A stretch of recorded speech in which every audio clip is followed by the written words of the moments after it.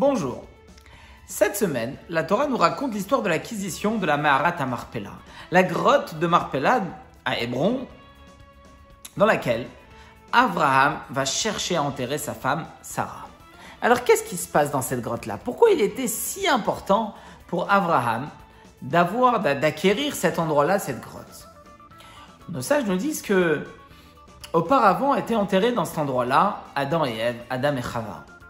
Et donc Abraham voulait absolument que Sarah, sa femme, et lui-même plus tard, soient enterrés dans cette grotte-là. On sait très bien que par la suite, Yitzhak et Rivka, et aussi Yaakov et Léa seront enterrés dans la Me'arat HaMarpela. Alors qu'est-ce qu'il y a de si important dans cette grotte-là? Et pourquoi il fallait absolument que les patriarches et les matriarches soient enterrés dans Me'arat HaMarpela?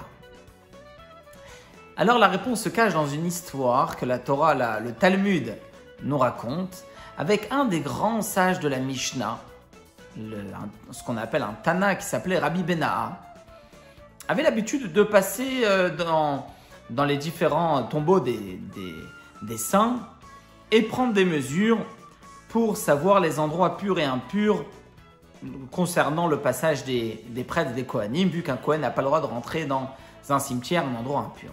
Bon, le Talmud nous raconte que Rabbi Benaha est rentré dans la grotte de Marpela et en arrivant là-bas, il voit Eliezer, l'élève d'Abraham, le serviteur d'Abraham qui était là. On sait qu'Eliezer a vécu, on dit qu'il est pas mort. Et donc il le rencontre, il lui demande l'autorisation de rentrer dans la Me'arat HaMarpela. Alors, Eliezer vient prendre l'autorisation chez Abraham. Abraham lui dit « Tu peux rentrer. Il n'y a pas de problème. » Et donc, il rentre et il voit là-bas quelque chose de très particulier.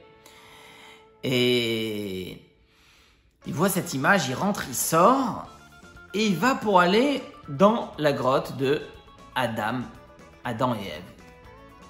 Lorsqu'il arrive là-bas, on lui dit « Stop, ne rentre pas. Ne rentre pas, tu as déjà vu l'image.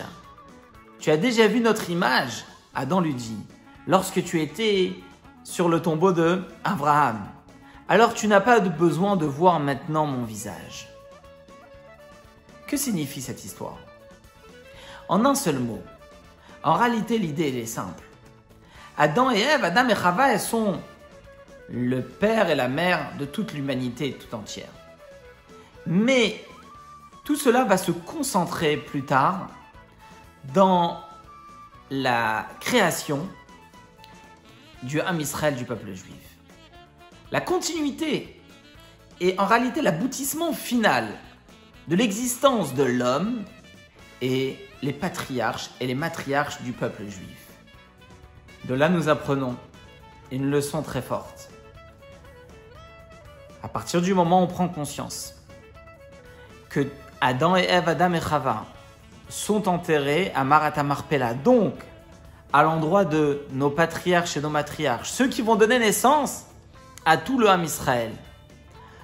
On comprend que l'humanité tout entière ne peut pas aller contre la volonté d'un Ben Israël, d'un enfant juif qui veut accomplir la volonté de Dieu, qui veut accomplir sa raison d'être. On comprend que